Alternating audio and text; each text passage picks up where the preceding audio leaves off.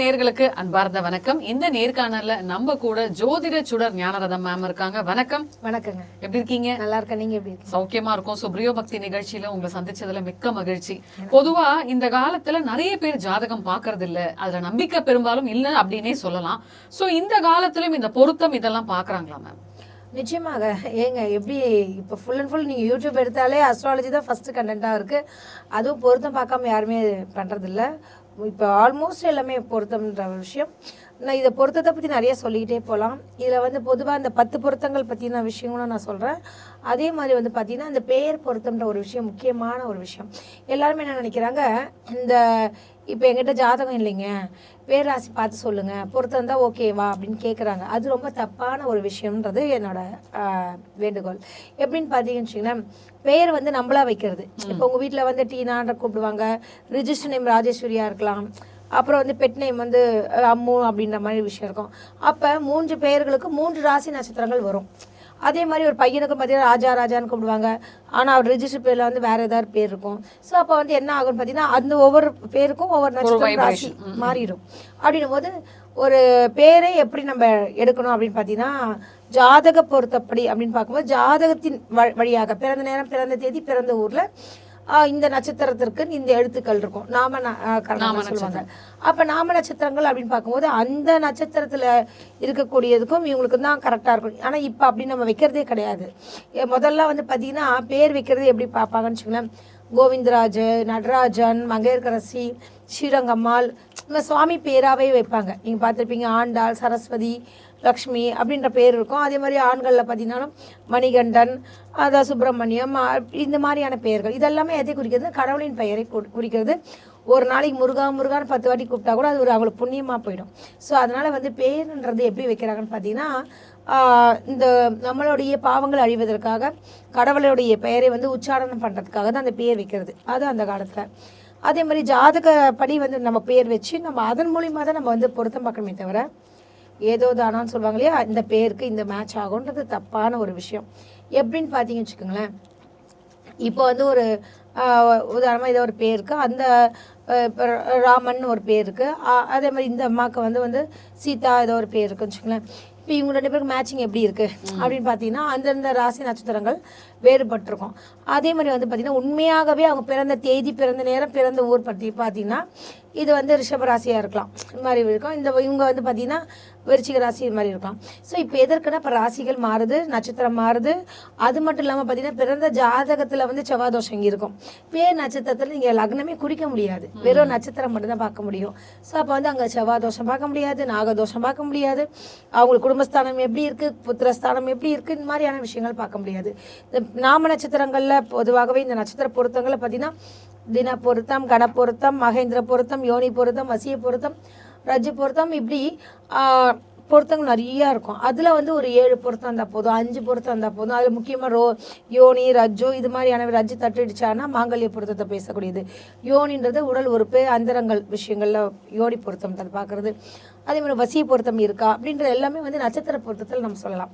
அப்படி இருந்து கூட ஏன் நிறைய பேரோட வாழ்க்கையில் 10 பொருத்தங்கள் சரிப்பட்டு கூட வாழ்க்கை நல்லா போயிருது அப்படின்றதுக்கு காரணம் என்னன்னு பார்த்தீங்கன்னா, அவங்களுடைய பிறந்த நேரம், பிறந்த ஜாதகத்தில் அந்த லக்னங்கள் குறித்து அவங்களுக்கு அதுல வந்து அவங்களுக்கு செவ்வாய் தோஷம் இருக்கான்லாம் பார்க்க முடியாது. மேம் இப்போ ஒரு சந்தேகம், ஓடி போய் கல்யாணம் பண்ணிக்கிறாங்க இல்லையா, அதுல பெரும்பாலும் நிறைய பேர் வந்து சக்சஸ் ஆயிடுறாங்க. இப்போ ஏன் நான் அதை ஹைலைட் பண்ணி சொல்றேன் அப்படின்னா, ஓடி போய் பாக்குறவங்க பெரும்பாலும் இந்த ஜாதகம், நாள், நட்சத்திரம் இதெல்லாம் பார்க்க மாட்டாங்க.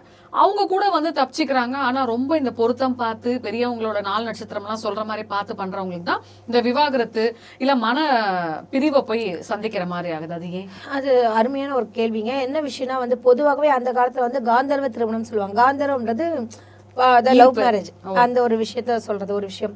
அதான் பார்த்தீங்கன்னா பொருத்தம் பார்த்து பண்ணுங்கன்றது ஒரு விஷயம். அதே மாதிரி வந்து பார்த்தீங்கன்னா இந்த ஈர்ப்பு, இந்த அட்ராக்ஷன்ஸ், அந்த மாதிரியான விஷயங்கள், களவுகள், இது நீங்கள் வந்து கோர்ட்டுக்கு போனீங்கனாலே பார்த்தீங்கன்னா அட்வொகேட் வேறு நான் பண்ணிட்டு இருக்கேன்.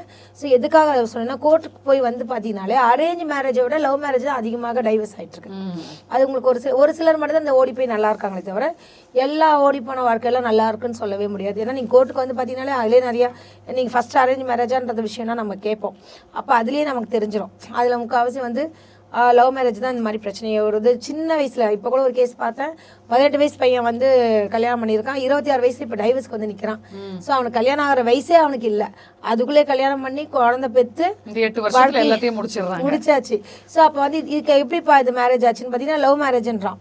கிறிஸ்டின் முறை எப்படி கல்யாணம் பண்ணாங்க, அவங்க இந்து மேரேஜ் ஆக்டான்னு சொல்லிட்டு இதுவே ஒரு கன்ஃபியூஷன்ல அந்த பொண்ணு. இந்த மாதிரி நிறைய விஷயங்கள் இருக்குது. எதுக்கு சொல்ல வரேன்னா, என்ன கேட்டால் பார்க்கறதே இந்த அளவுக்கு போகுதுன்னா பார்க்காம பார்க்கறது வந்து ஒரு சில வாழ்க்கை மட்டும்தான் நல்லா இருக்காங்களே தவிர எல்லார் வாழ்க்கையும் அப்படி கிடையாது. ஒரு விஷயம்.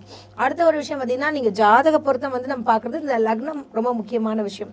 லக்ன பொருத்தம் முக்கியம். செவ்வாய் தோஷம் வந்து அதுலேயே வந்து செவ்வாய் தோஷத்துலேயே வீரிய செவ்வாய் இருக்கா, இது மாதிரியான விஷயங்கள். ஒரு ஜாதகத்தில் வந்து செவ்வாய் தோஷம் இருக்கும், ஒருத்தவங்களுக்கு செவ்வாய் தோஷம் இல்லாமலே கட்டி வச்சிருவாங்க.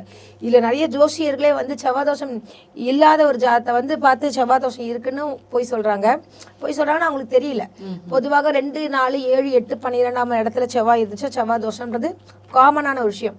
அதுலேயும் நிவர்த்தியான பிளேஸ் இருக்குது, அதெல்லாம் யாருக்கும் கண்டுக்காமல் இல்லைங்க 8ல் தான் இருக்குது செவ்வாய் தோஷம் இருக்குது, 8ல் இருக்குது செவ்வாய் தோஷம்னு சொல்லிட்டு அப்படி கட்டி வைக்கிறாங்க. பாதி ஜோசியர் வந்து கிளைண்ட்டு ஜோசியர்களாகவே இருக்காங்க. மேடம் நல்லா எண்ணி பாருங்க நம்மகிட்டே சொல்கிறாங்க. நாம் சொல்கிறோம் இந்த 8வது இடம்ன்றது வந்து பார்த்தீங்கன்னா மேஷ ராசியை குறிக்கும். இப்போ கன்னி லக்னத்துக்கு 8வது இடத்துல வந்து செவ்வாய் இருந்துச்சு, செவ்வாய் தோஷம் இல்லை அங்கே. இல்லை செவ்வாய் தோஷம் இல்லை, அழகாக வந்து செவ்வாய் தோஷம் இல்லாத பையனாக பார்த்து கட்டுங்கன்னு சொன்னால் இல்லை மேடம் 8ல் தான் செவ்வாய் இருக்குது, நீங்கள் கரெக்டாக என்னவே இல்லைன்னு நம்மகிட்டே சொல்கிறாங்க. ஸோ இது மாதிரியான விஷயங்கள்லாம் வந்து ஜாதகம் பார்க்காம ஏதோ தானோ பண்ணிவிட்டு அதுக்கப்புறம் வந்து பிரச்சனையாகி டைவர்ஸ் ஆகி அப்புறம் வந்து புலம்புறாங்க. மேடம் நீங்கள் அன்றைக்கே சொன்னீங்க இப்படி ஆயிடுச்சு அப்படின்னு. இதே மாதிரி நிறைய சொல்லிகிட்டே போகலாம். ஒருத்தவங்களுடைய ஜாதகத்தை பார்த்துட்டு இது வந்து ஃபாரினில் செட்டில் ஆகக்கூடிய ஒரு கட்டங்க அருமையாக இருக்குது, ஸோ ஃபாரின் மாப்பிள்ளை வரதுக்கு நிறைய வாய்ப்பு இருக்குன்னு தான் சொன்னேன். அவங்க என்ன பண்ணாங்க, ஒரு 6 மாதம் கழிச்சு வராங்க. மேடம் நீங்கள் சொன்ன மாதிரி ஃபாரின் மாப்பிள்ளை கிடச்சது, கல்யாணம் பண்ணி கொடுத்துட்டோம், திருப்பி வந்து பார்த்தீங்கன்னா இப்போ டிவோர்ஸ் ஆகிட்டுருக்கு, அந்த கோர்ட்டில் போயிட்டுருக்கு கேஸுன்றாங்க. நான் சொன்னேன் ஃபாரினில் நல்லவன் கெட்டவன் நிறைய பேர் இருக்காங்க, அதுவும் இல்லாமல் பொறுத்து அங்கே நீ பார்க்காம கொள்ளாமல் ஃபாரின் மாப்பிள்ளைன்னு ஒரு வார்த்தை சொன்னதுக்காக அதையே பிடிச்சிட்டு கட்டக்கூடாது இல்லையா. மேட்சிங் இருக்கணும். எல்லா ஊர்லேயும் நல்லவங்க இருக்காங்க கெட்டவங்க இருக்காங்க மேடம். எல்லாருமே உடனே வந்து ஃபாரின் யோகம் இருக்குன்னு சொன்னா உடனே போயிட்டு இவங்க சொல்லிட்டாங்களே தனமா விழுந்துறது. இப்போ 10 பொருத்தம் இருக்கு அப்படின்றீங்க, 10ஓ 12ஓ சம்திங் இருக்குன்னு நினைக்கிறேன். இதுல முக்கியமா பொருந்தக்கூடிய ஒரு சில பொருத்தங்கள் ஏதாவது பாப்பீங்களா ஒரு ஜோதிடரா? ஒரு நிச்சயமாக வந்து அதான் சொன்னேன், யோனி பொருத்தம் மிக முக்கியம், வசிய பொருத்தம் முக்கியம், அதே மாதிரி ரஜ்ஜு பொருத்தம் முக்கியம். இதெல்லாம் வந்து ரொம்ப முக்கியமான பொருத்தங்கள்ல நம்ம எடுத்துப்பாங்க. ஏன்னா வந்து ரஜ்ஜு தட்டக்கூடாது, ரஜ்ஜுன்றது கழுத்து பொருத்தம் சொல்றது. ஸோ அது ரொம்ப முக்கியமான ஒரு விஷயம். அதே மாதிரி யோனி பொருத்தம்ன்றது கணவன் மனைவிக்குள்ள அந்யோன்யத்தை குறிக்கும். வசிய பொருத்தம்ன்றது என்ன ஒரு பிரச்சனை வந்தாலுமே கொஞ்சம் அட்ஜஸ்ட் பண்ணி அவரை பார்த்துட்டாலே சாஃப்ட் ஆயிடுவாங்க. ஸோ இது மாதிரியான பொருத்தங்கள் மிக முக்கியமாக நான் கருதப்படுறேன். அது மட்டும் இல்லாமல் வந்து பார்த்தீங்கன்னா இப்போ மகேந்திர பொருத்தம்னு அதில் இருக்குது. மகேந்திர பொருத்தம் எதை குறிக்கிறதுனா குழந்தை பேருக்கான விஷயங்கள். இப்போ நட்சத்திர பொருத்தத்தில் மகேந்திர பொருத்தம் இல்லை அப்படின்னாலும் நாங்கள் கட்டி வைப்போம். எப்படின்னு பார்த்தீங்கன்னா ஜாதகத்தில் வந்து புத்திரஸ்தானம் நல்லா இருந்தால் போதும். இது மாதிரியான விஷயங்கள்லாம் நமக்கு இருக்குது. ஸோ வந்து மெயினான விஷயம் வந்து ஜாதக பொருத்தம் முக்கியம், லக்ன பொருத்தம் முக்கியம், ராசி பொருத்தம் முக்கியம். அதுக்கப்புறம் இந்த முக்கியமான பொருத்தங்கள்லாம் அனுசரித்து பார்க்கணும். இதெல்லாம் விட ஒரு ஜாதகத்தை வச்சாதான் நம்ம வந்து ஆயுள் இருக்கா இல்லையான்ற விஷயம்லாம் சொல்ல முடியும். அது வந்து நட்சத்திர பொருத்தத்தில் இருக்காது. இப்போ நீங்கள் பொதுவாகவே ரிஷபராசியில் 20 வயசுலேயும் சாகிறவங்க இருக்காங்க, 80 வயசுலேயும் சாகிறவங்க இருக்காங்க. ஸோ வந்து ரிஷபராசி கடகராசி மேட்சிங் அப்படின்னு கட்டி வைக்க முடியாது. அப்புறம் வந்து பார்த்தீங்கன்னா அது வந்து ஒருத்தர் இறந்துட்டாங்க, சின்ன வயசுல இறந்துட்டாங்க, 32 வயசுல ஆக்சிடென்ட் ஆகிடுது. இதற்கெல்லாம் என்ன காரணம், அந்த பையனுடைய ஆயுள் பாவம் கரெக்டாக இருக்கான்னு பார்க்கணும். இதெல்லாம் அனுசரித்து தான் நம்ம வந்து ஒரு பொருத்தம் பார்த்து ஒரு கணவன் மனைவிக்குள்ள ஒரு அந்யோன்யத்தை இருக்கணும், குழந்தை சந்ததிகள் இருக்கணும், ஆயுளுடன் இருக்கணும், தொழில் நல்லா இருக்கணும். இது மாதிரியான விஷயங்கள்லாம் பார்க்கணும். ஏதோ தானோ வந்து கல்யாணம் மேட்சிங் இருக்குது, ஒரு 4 பொருத்தம் இருக்குது அப்படின்னு சொல்லி தான் கட்டக்கூடாதுங்க. ஜாதகம் மிக மிக அவசியம். இப்போ நிறைய பாத்தீங்கன்னா இன்றைய காலகட்டத்துல வந்து இந்த எக்ஸ்ட்ரா மேரிட்டல் அஃபேர், அதாவது அதிக ஒண்ணுக்கும் மேற்பட்ட உறவுகள்ல போய் நிறைய பேர் சிக்கிடுறாங்க இல்லையா. இதுக்கான காரணம் வந்து இந்த யோனி பொருத்தம் வந்து ப்ராப்பரா பொருந்தல அப்படின்னு சொல்லி சில பேர் சொல்லுவாங்க. இப்போ ஒரு ஜாதகத்துல எல்லா பொருத்தமும் அம்சமா பொருந்திருக்கு, ஆனா யோனி பொருத்தம் சரியில்லைன்னா அந்த ஜாதகத்தை நீங்க முடிச்சு வைப்பீங்களா? அதாவது என்ன விஷயம்னா, நீங்க அருமையான ஒரு கேள்வி கேட்டீங்க. யோனி பொருத்தமா மிக முக்கியமான ஒரு விஷயங்க. ஏன்னா யோனி பொருத்தம் அந்யோன்யத்தை குறிக்கக்கூடிய ஒரு விஷயங்கள் அப்படின்றது யோனி பொருத்தம் மிக முக்கியம். அதே மாதிரி வந்து பார்த்தீங்கன்னா அந்த ஜாதகத்திலேயே அந்த பொருத்தமே வந்துடும். அவங்களுடைய 2 பேருடைய அந்த மன வாழ்க்கை இருக்கு இல்லையா, அந்த பொருத்தம், படுக்கை ஸ்தானம், அந்த ஸ்தானம் எப்படி இருக்குது, இதெல்லாம் வந்து பார்க்கணும் ஒரு விஷயம். அதே மாதிரி ஒரு சிலருக்கு வந்து பார்த்திங்கன்னா ஒன்றுக்கு மேற்பட்ட அந்த அஃபேர்லாம் போகிறதுக்கு காரணம் அவங்கவுங்க ஜாதகத்தில் வந்து பார்த்திங்கன்னா இந்த 7வது இடத்துல வந்து ராகு கேதுக்கள் இருக்கிறது, 2 திருமணத்திற்கு உண்டான விஷயங்கள், 11வது இடம்ன்றது அடிஷ்னல் மேரேஜ், செகண்ட் மேரேஜ் விஷயங்கள். அந்த பிளானட் வந்து ரொம்ப பவர்ஃபுல்லாக இருந்துச்சுனாலும் அவங்களுக்கு செகண்ட் அஃபேர் வரதுக்கு வாய்ப்பு இருக்குது, அந்த திருமண யோகம் இருக்குது. ஸோ அப்போ வந்து நம்ம என்ன பண்ணணும், இதெல்லாம் தடுக்கணும் என்றால் நல்ல பொருத்தம் பார்க்கணும்.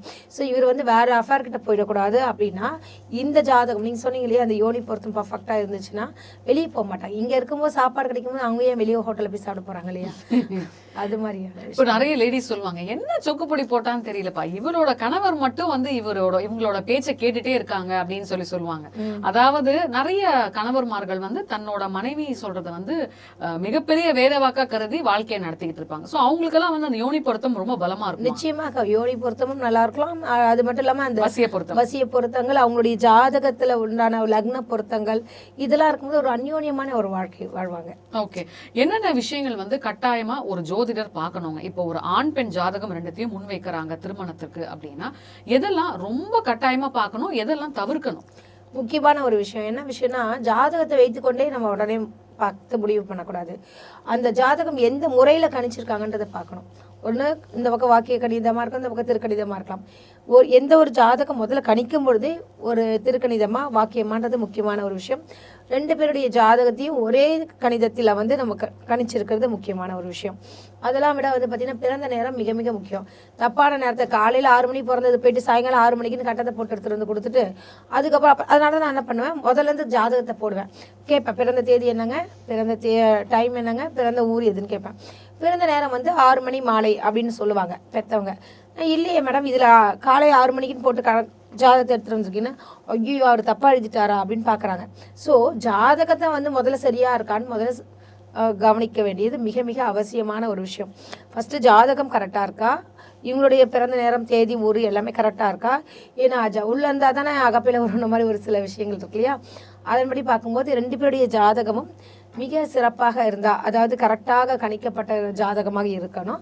அதுக்கப்புறம் தான் பொருத்தத்துக்கே நம்ம போகணும். அப்போ லக்ன பொருத்தங்கள், ராசி பொருத்தங்கள், நீங்கள் சொன்ன கோயில் பாவம் எப்படி இருக்குது, குழந்தை பாவம் இருக்குது, ஏன்னா கல்யாணம் ஆகிடலாம், அப்புறம் குழந்தை இல்லைன்னு சொல்லி கோயிலாக போயிட்டுருக்காங்க. இன்றைக்கி ஃபெர்டிலிட்டி சென்டர் ஏகப்பட்டது வந்துருச்சு. ஸோ அப்போ வந்து அதற்கு என்ன செய்யலாம் அப்படின்ற விஷயங்கள்லாம் இருக்குங்க. ஓகே, இந்த இப்போ இருக்க கரண்ட் சிச்சுவேஷனில் ஏன் ஜாதகம் பார்க்கணும், ஏன் பொருத்தம் பார்க்கணும், நிறைய பேர் கேள்வி கேட்பாங்களா, அவங்களுக்கு நீங்க என்ன பதில் சொல்லுவீங்க? ஒரு அருமையான ஒரு கேள்வி. என்ன காரணம்னா, ஏன் ஜாதகம் பார்க்கறனாலே விவாகரத்தை ரத்து பண்ணுவதற்காகத்தான் இந்த ஒரு முக்கியமான ஒரு விஷயமே. பொருத்தமே எதற்கு, நீண்ட அதாவது 1000 காலத்து பயிர் என்று சொல்லுவாங்க, எதுக்கு திருமணம் என்ற ஒரு விஷயம்.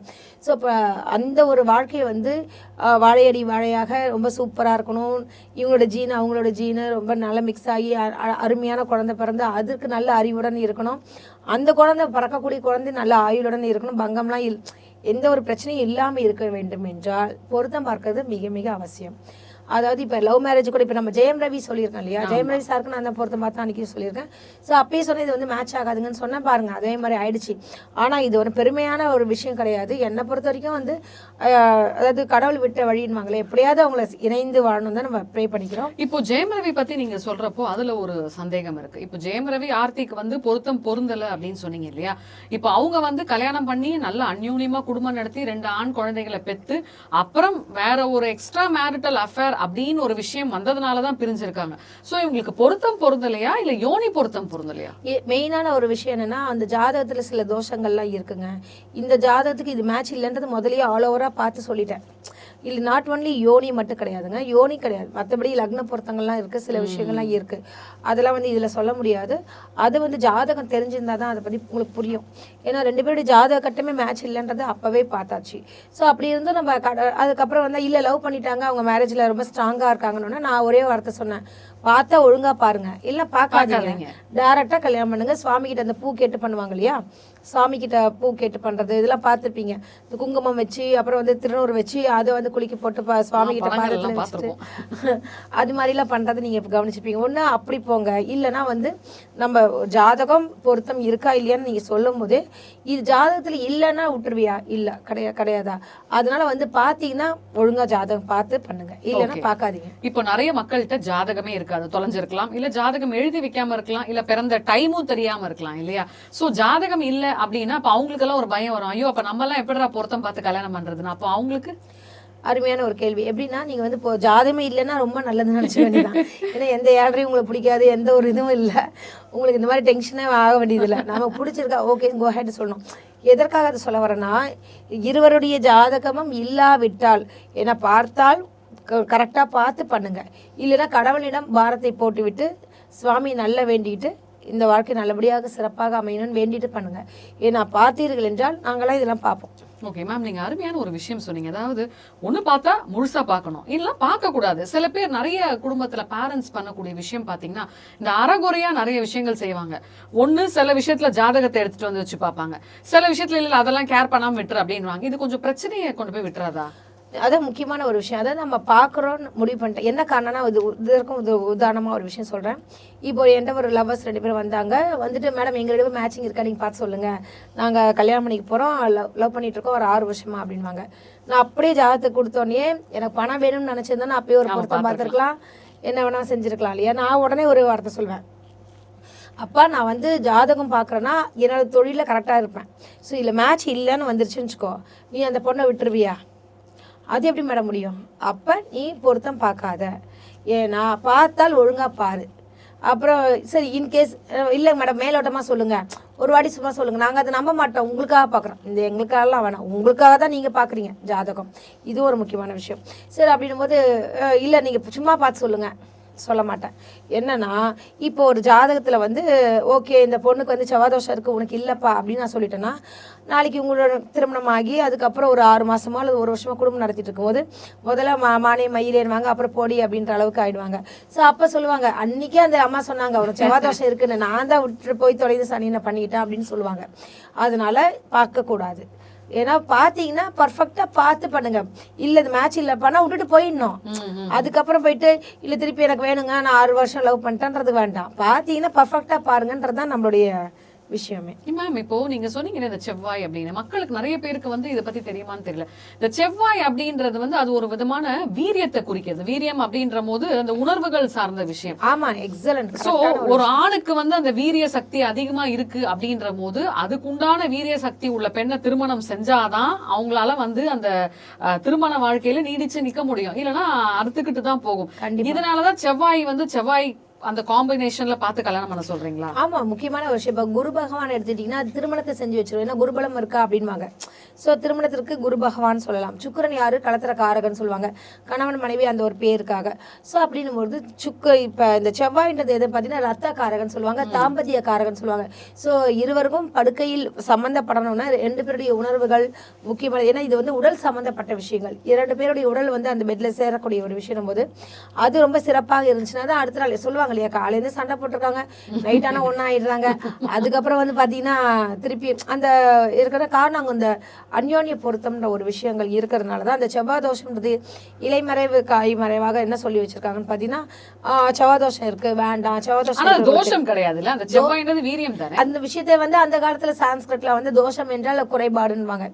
செவ்வாய் தோஷம்னா அவங்களுக்கு ஜாஸ்தியான ஒரு ஈடுபாடு இருக்கும், அவங்களுக்கு வந்து செக்ஷுவல் லைன்ல கொஞ்சம் இன்ட்ரெஸ்ட் அதிகமா இருக்கலாம், சில விஷயங்களா இருக்கும். அதனால அதுக்கு ஈடு கொடுக்கக்கூடிய கணவன் மனைவி ஈக்குவலா இருக்கணும்.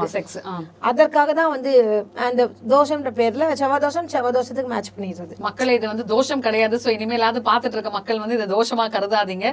அது வந்து அதிக வீரிய சக்தியை குறிக்கக்கூடிய ஒரு விஷயம். இது மேம் கரெக்டா அழகா எக்ஸ்பிளைன் பண்ணாங்க, ஏன்னா நிறைய நேர்களுக்கு தெரியாது. மேம் இந்த திருமணம் அப்படின்னு வரும்போது காதல் திருமணத்துக்கு பொருத்தம் பார்க்கலாமா? நான் சொன்ன ஒரே ஒரு விஷயம் தான், காதல் பண்ணிட்டீங்கன்னா பொருத்தம் பார்க்காதீங்க. ஒன்று பார்த்தீங்கன்னா பொருத்தம் பார்த்துட்டு லவ் பண்ணுங்க. அது யாரும் பண்ண போறது இல்லை. பார்த்தோன்னா அட்ராக்ஷன் ஆகிட்டு அப்படியே தான் லைக் பண்ண ஆரம்பிச்சிடறாங்க. இல்லைன்னா ஜாதகத்தை வாங்குங்க, நமக்கு மேட்ச் ஆகுதா வீட்டில் பார்த்துட்டு சொல்கிற மாதிரி, அது யாரும் தரவும் போகிறதில்ல. ஸோ இந்த விஷயங்கள் பார்த்தா ஒழுங்காக பாருங்கன்றதான் என்னோட வாதம். எவ்வளவு விஷயங்கள் நீங்க எக்ஸ்பீரியன்ஸ், உங்களுக்கு ஜோதிட சுடர் அப்படின்னே ஒரு பட்டம் இருக்கு, நிறைய செலிபிரிட்டிஸ்க்கும் நீங்க ஜாதகம் பார்த்திருக்கீங்க இல்லையா? உங்களோட அனுபவத்துல ஏன் இப்போ வந்து டிவோர்ஸ் அதிகமா இருக்கு? ஏன் அப்ப இல்லாத பிரச்சனையா, அப்ப இல்லாத வறுமையா, அப்ப இல்லாத ஒரு மிஸ் அண்டர்ஸ்டாண்டிங்கா, அதே இன்றைய காலகட்டத்துல இருக்க இருக்க நிறைய டிவோர்ஸ் வந்து திருமணத்துல நிறைய வருது மேம்? சூப்பரா சொன்னீங்க. என்ன விஷயம்னா, அந்த காலத்துல பெண்கள் வந்து கணவரை சார்ந்து இருந்தாங்க. பணம் விஷயம் எல்லாமே வந்து கணவர் தான். ஸோ அவர் வந்து 2 ஒய்ஃப் வச்சிருந்தாலோ வெளியே போயிட்டு வந்தாலும் இவங்க வந்து அனுசரித்து போயிடுவாங்க. ஏன்னா நமக்கு வேறு 2 குழந்தையாயிடுச்சு, வெளியே போயிட்டு நம்ம எப்படி சிங்கி அடிக்கிறது காசுக்குன்ற ஒரு விஷயம் இருக்குது. இது உண்மை தானே? இன்றைக்கி வந்து பெண்கள் எல்லாமே சம்பாதிக்கிறாங்க.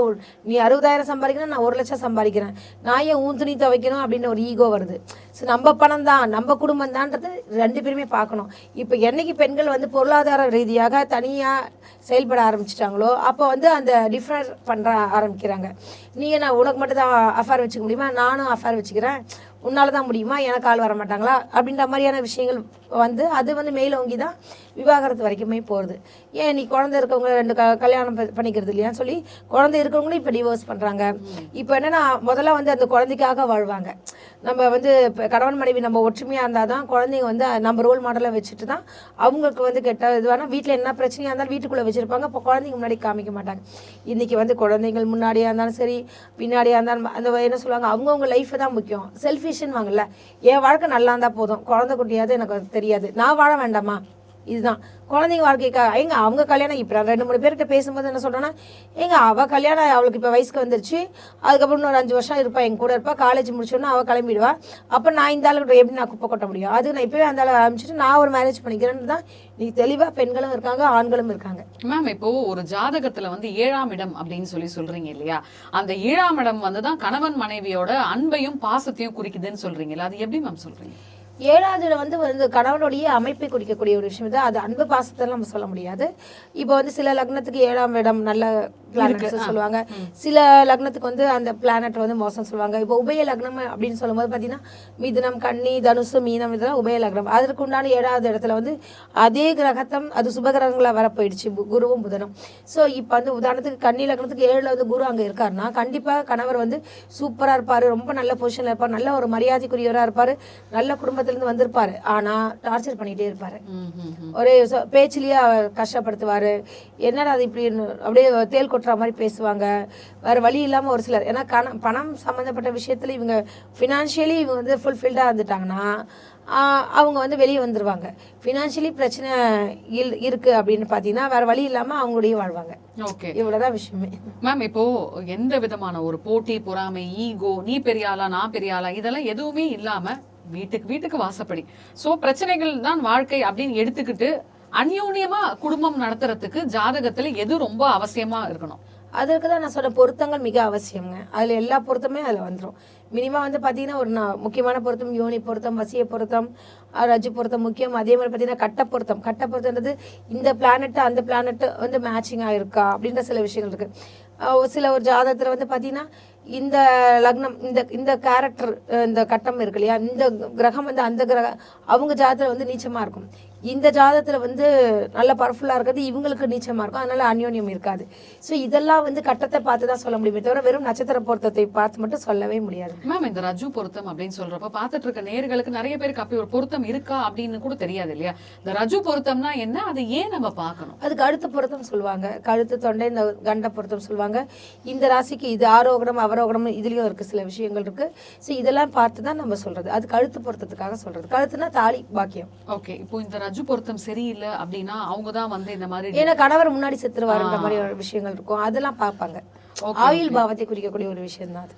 இந்த விடோ ஆவறத பத்தி சொல்றேன். ஆமா, ரஜ்ஜு தட்டுதுன்னா என்ன அர்த்தம்னா கழுத்து பொருத்தம் இல்ல, கழுத்து பொருத்தம் மாங்கல்யம் இதுவாயிடும் அப்படின்றது. ஒரு விடோ ஆறுது. நீங்க தான் கரெக்டா சொல்றீங்களே. ஓகே, நீங்களே பல ஜோசியரை பார்க்கறதால ஜோசியரை ஓகே மேம். இப்போ பொருத்தமே நான் பார்க்கல அப்படின்னா அவங்களுக்கு லைஃப் எப்படி இருக்கும் மேம்? பொருத்தம் பார்த்தாலும் பார்க்காவிட்டாலும் உங்களுடைய இருவருடைய கட்டம்னு ஒன்று இருக்கும், இயற்கையாகவே அங்கே கட்டம் இருக்கும், கண்டிப்பாக இருக்கும். அந்த கட்டம் சரியா இருந்தால் நிச்சயமா நல்லா இருப்பீங்க, அவ்வளோதான் ஒரு விஷயம். ஏன்னா இப்போ நம்மளோட பாரம்பரிய முறைப்படி தமிழ்ல வந்து எல்லாருக்கும் ஜாதகம் இருக்கும் இல்லையா? இப்போ வேற மதத்தை சார்ந்தவங்க அவங்களுக்கெல்லாம் வந்து இந்த ஜாதகம் மேல நம்பிக்கை இல்லாம இருக்கலாம், ஆனா அதுக்காக அவங்க எல்லாம் வந்து கல்யாணம் பண்ணி வாழ்க்கை வாழாமையா இருக்காங்க. நீங்களும் அருமையா சொன்னீங்க. என்ன விஷயம்னா எல்லா மதங்களிலும் டைவர்ஸ் வந்துட்டு தான் இருக்கு. அதனால வந்து இல்லை நாங்கள் கிறிஸ்டின்ஸ் முஸ்லீம்ஸ்லாம் பார்க்கறதே இல்லைன்னா கூட அவங்களும் ஜாதகம் பார்க்க தான் வராங்க. நான் ஜாதகம் பார்த்துட்டு இருக்கேன்.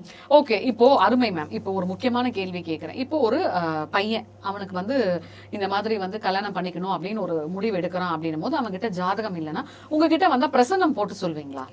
இங்கே பிரசன்னம்ன்றது ஒரு முக்கியமான ஒரு கலை தாங்க. என்ன விஷயம்னா இப்போ வந்து நீங்கள் என்ன கேட்குறீங்கன்னா அவருக்கு வந்து ஜாதகம் இல்லை ஆனால் கல்யாணம் ஆகுமா ஆகாதான்னு பிரசனம் போட்டு பார்க்குறேன்னா பிரசனம்ன்றது ஒரு கேள்வி தான் குறிக்க முடியுமே தவிர பல கேள்விகளுக்கு பதில் சொல்லவே முடியாது. அது மட்டும் இல்லாமல் வந்து பார்த்தீங்கன்னா இவருக்கு நடக்குமா நடக்காதா ஒரு பிரசனத்தில் போட்டு சொல்லலாமே தவிர கண்டிப்பாக வந்து இவருக்கு வந்து இந்த நாளில் தான் கல்யாணம் ஆகும்னு சொல்லவே முடியாது. ஸோ மிக சிறப்பு மேம். அதாவது நேர்களுக்கு வந்து என்னடா இது பொருத்தத்தில் இவ்வளோ விஷயங்கள் இருக்கா அப்படின்றத மிக துல்லியமா நம்மளோட பிரியோபக்தி நேர்களுக்காக விளக்கி சொன்னீங்க மேம். மிக்க மகிழ்ச்சி. எனக்கும் இந்த வாய்ப்பை கொடுத்த பிரியோ சேனல் அவர்களுக்கும் நன்றிங்க. உங்களுக்கும் நன்றி.